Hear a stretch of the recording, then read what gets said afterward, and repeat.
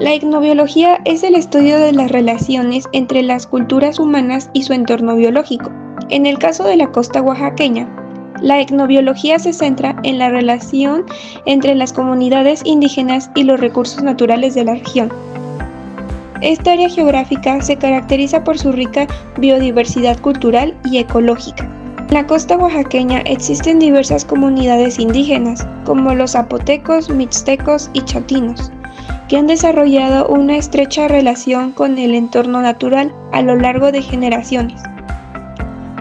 Estas comunidades han adquirido un profundo conocimiento sobre las plantas, los animales y los ecosistemas locales, así como sobre sus tradiciones.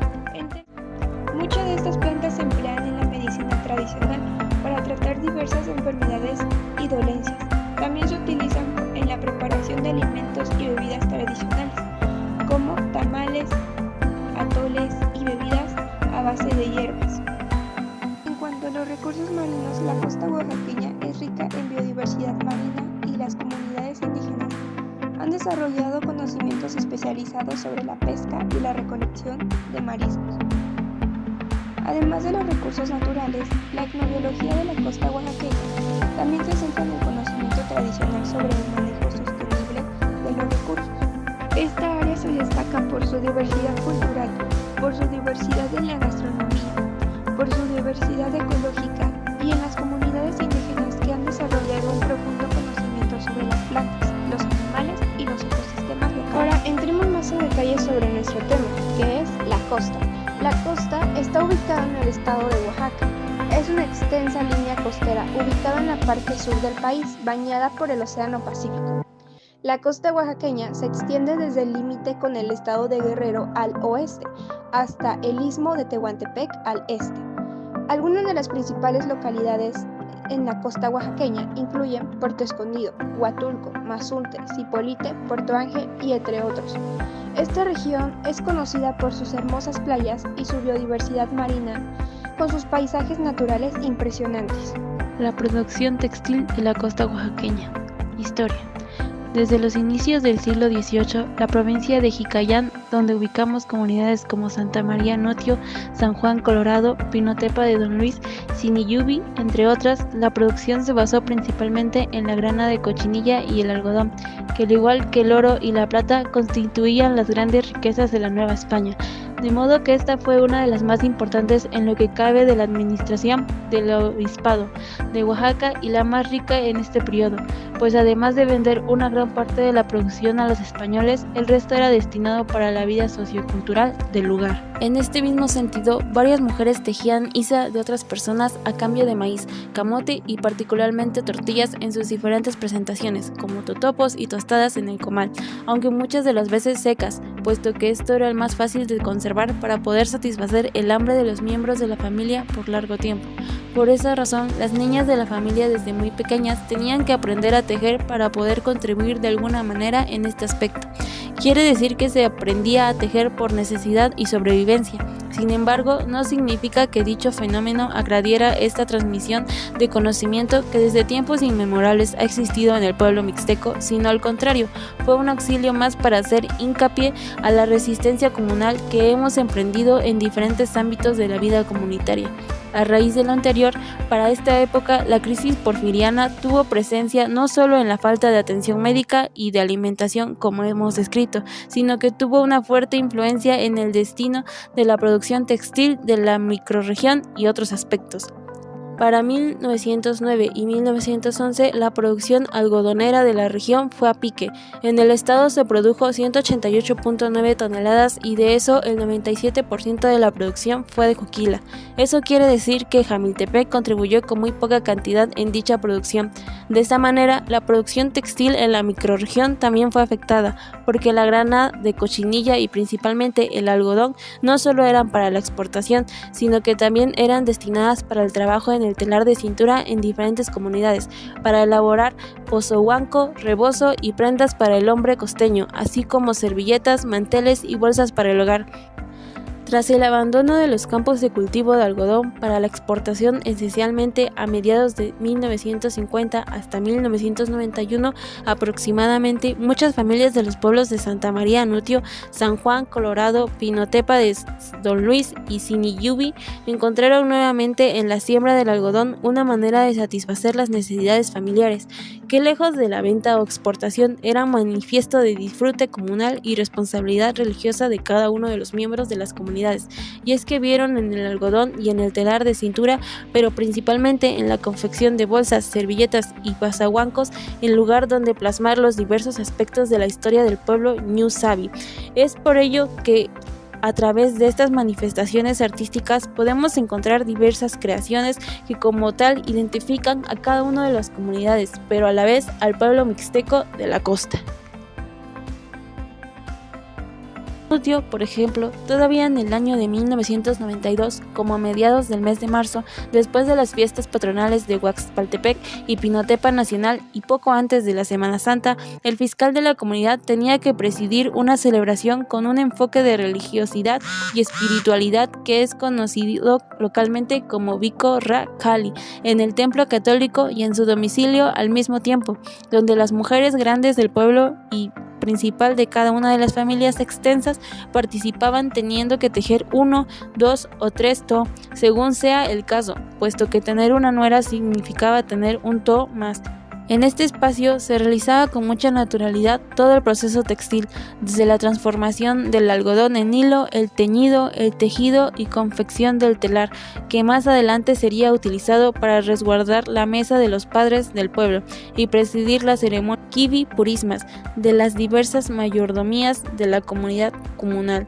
En otras palabras, se entiende que la mayoría de las mujeres sabían tejer y por consiguiente conocían todo el proceso que implicaba la confección textil y con las persistencias de muchas familias en la siembra del algodón, aunque a poca escala la extracción del hilo fue sostenida paulatinamente, lo cual fue justificado en el sentido religioso. Los pozahuancos desaparecieron por un tiempo con las leyes que se les aplicaban a los indígenas, la cual les prohibía el manejo de sus textiles. Proceso para la elaboración de un pozahuanco. ¿Qué es un pozahuanco? Un pozahuanco es una prenda textil femenina hilada en el telar de cintura, con hilos de algodón, teñidos principalmente con grana cochinilla y caracol púrpura. Esta prenda está hecha a mano, también se le conoce con el nombre de enredo.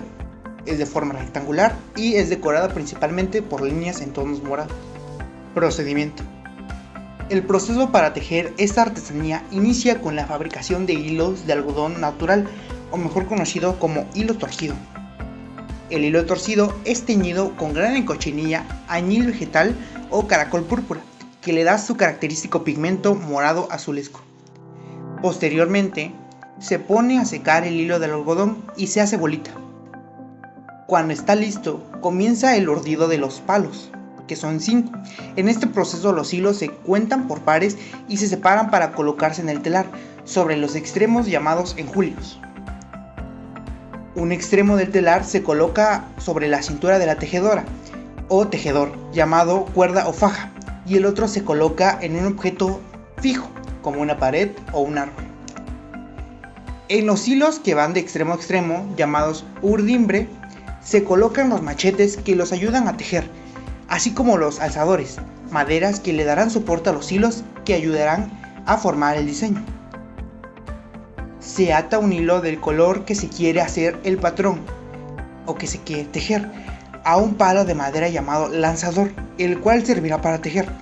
Este atravesará la urdimbre para formar una figura deseada. Una vez atravesado el hilo en la urdimbre, es presionado por el machete para compactar el hilo del lanzador, así hasta lograr terminar el enredo. El hilo se cambia según el color deseado. En la última vuelta se pasa el lanzador haciendo unos pequeños nudos y retiramos el machete y los lanzadores. Se corta el sobrante del urdimbre a ras del enjulio y listo, el pozahuanco estará listo. Este procedimiento tarda de 3 a 4 meses y medio en realizarse, debido a lo tardado que es el tejer los pozahuancos. El pozahuanco, si bien es algo que se produce en varias partes de la costa, y esto trae una gran variedad de ventajas. Pues si bien la industria textil puede ser el mayor sustento de este lugar, pues es algo que los caracteriza de las demás comunidades, en especial porque es realizado en telar de cintura. Que el Pozahuanco ha tenido un gran impacto, por otra parte, en la Guelaguetza, la cual se conoce como la fiesta oaxaqueña, ya que dentro de esta se representan las diferentes culturas de las regiones, así como sus bailables, sus artesanías y sus prendas. El Pozahuanco se ha dado a conocer en su mayoría gracias a este evento, ya que las personas de esta región en su mayoría llegan a portar esta falda. Y es aquí en donde se despierta el interés de los turistas que llegan a nuestro estado interesados en aprender una gran diversidad de cosas.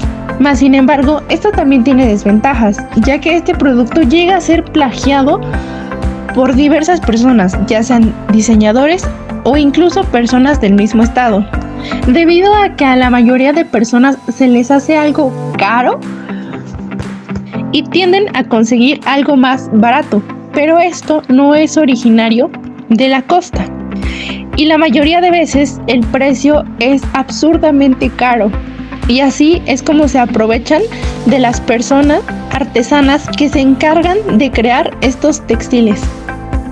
En la actualidad y con el paso de los años, el Pozahuanco ha sufrido de diversas alteraciones, pues muchas de las mujeres transforman estas prendas a la moda que se llega a tener en la actualidad, y esto genera una alteración total, ya que puede ocasionar problemas tanto para la comunidad y como para la economía de esta misma, pues muchas de estas prendas llegan a ser o más baratas o incluso más caras, lo que genera que como sociedad atraviesen diversos problemas debido a esto.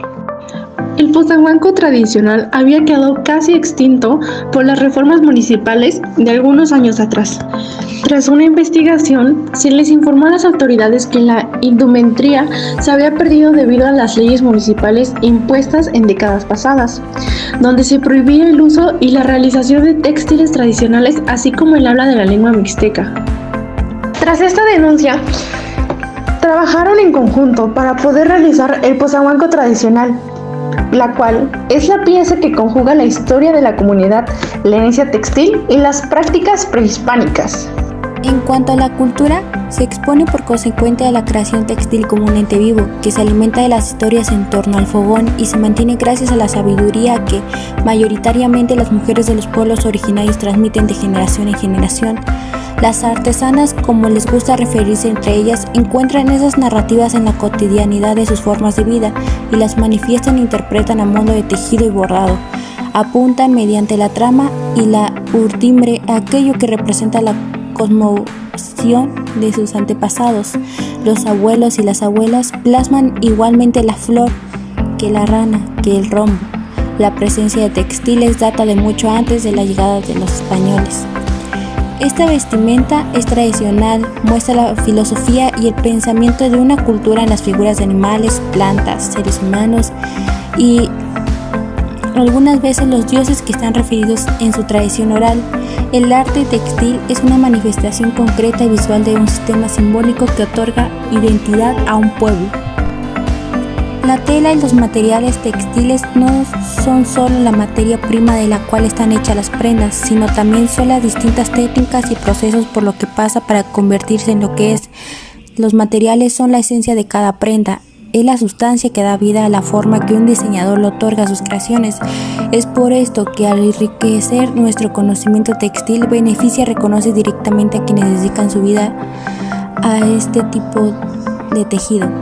Y en cuanto a los pazacualcos, estos son originariamente de las cosas de nuestro querido Valle de Oaxaca, donde las artesanas y los artesanos poco a poco se van centrando a la cultura de esto. Estas artesanías tienen una importancia económica significativa en muchas comunidades. La comercialización de artesanías de telar pueden llevarse a cabo de diversas vías, como por ejemplo en mercados locales, tiendas de artesanía, ferias y eventos culturales, así como también en plataformas en línea. El turismo también puede desempeñar un papel importante, ya que los visitantes pueden adquirir estas piezas únicas como recuerdos o regalos. Es importante destacar que las artesanías de telar no solo generan ingresos económicos, sino también ayudan a preservar las tradiciones culturales y promover la identidad de las comunidades.